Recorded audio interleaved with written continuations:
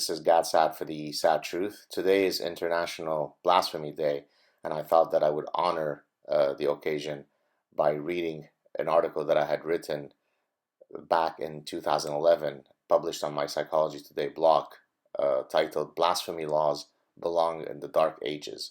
In liberal democracies, freedom of speech is non-negotiable. I'll provide you with a link to the article in the description section to this clip. So here we go. One of the defining features of a free, liberal, and secular society is the fact that individuals have the unalienable right to criticize every imaginable scientific theory, belief system, political ideology, religious narrative, political figure, etc., without fear of persecution or prosecution. No one has the birthright to be protected from being offended. Rational discourse and the scientific method are the means by which enlightened societies resolve their debates. This has been one of the foundational tenets of liberal democracies, and it is uniquely enshrined in the First Amendment to the U.S. Constitution. In the recent past, a disturbing global trend has begun to materialize. For example, Ireland has instituted a new blasphemy law. I wonder if under such a law, it might be illegal to criticize or mock the Catholic Church for the numerous sex scandals that its priests have been involved in.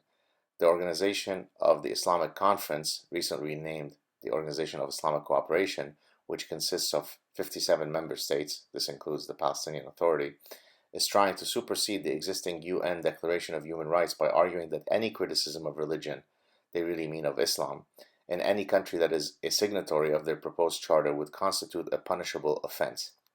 Hence, if the United States were to sign the charter, and if an American journalist were to write an article in an American outlet criticizing some aspect of Islam deemed religiously insulting, she would be liable under this universal law.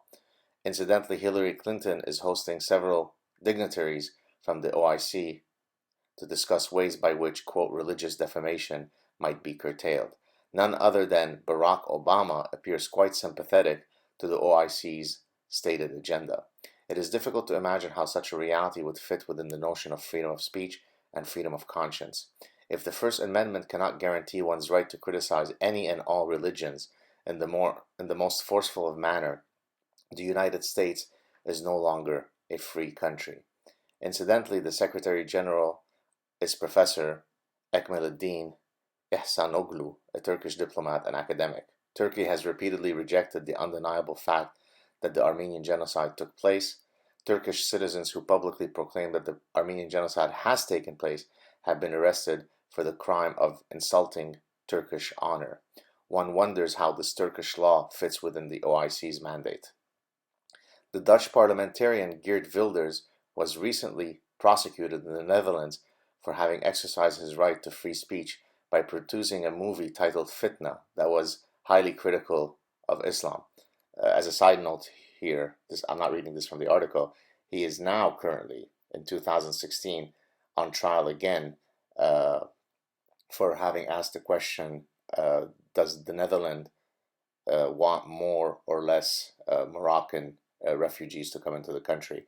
And that was considered, I suppose, hate speech, and he's now being prosecuted for the second time. Returning to the article, he stated that he could not imagine how in a free country such a trial could take place, let alone that according to him the facts in his movie were veridical. The Dutch magistrates retorted that the truth was irrelevant. Anybody who's listening to this should be getting goosebumps right now. The truth is irrelevant. Rather, his movie had hurt the feelings of a specific group of individuals by attacking their religion, and in so doing, he was liable. He was apparently fomenting religious discrimination by criticizing a religion's doctrines. The veracity of the information contained in Wilders' movie should rightly be judged, be it in the court of public opinion and or, in his case, by the electorate, since he is a politician. The judicial system has no place in this debate. One need not be a sophisticated constitutional scholar to appreciate the dangerous precedent that such a trial establishes. During my time as a doctoral student at Cornell, I remember a heated debate that had raged across campus regarding whether the university should allow an infamous Holocaust denier from speaking at a particular venue. Clearly, such a person is espousing a highly objectionable, offensive, and astonishingly false position, yet it would have been antithetical to the tenets of a free society to arrest him on the ground that he was offensive to Jews. And I say this as a Jewish person. On a highly controversial episode of Curb Your Enthusiasm, Larry David accidentally, quote, splashes with his urine an image of Jesus hanging in a bathroom. The quote humor was rather puerile, if not offensive, and crass, yet it seems unimaginable that he would be arrested for his comedic choices. A 1987 photo by Andres Serrano titled Piss Christ received huge critical acclaim, and yet it was extraordinarily offensive to the sensibilities of hundreds of millions of Catholics. Should we prosecute Holocaust deniers, Larry David and Andres Serrano? Should they be violently silenced? Curtailing, quote, offensive speech is a very dangerous, slippery slope. A while back, I had a lively debate with a fellow Psychology Today blogger about the right to offend on religious grounds. I argued that in a free society, it was untenable for a group of people to threaten, if not engage in, repeated violence should their religious sensibilities be hurt.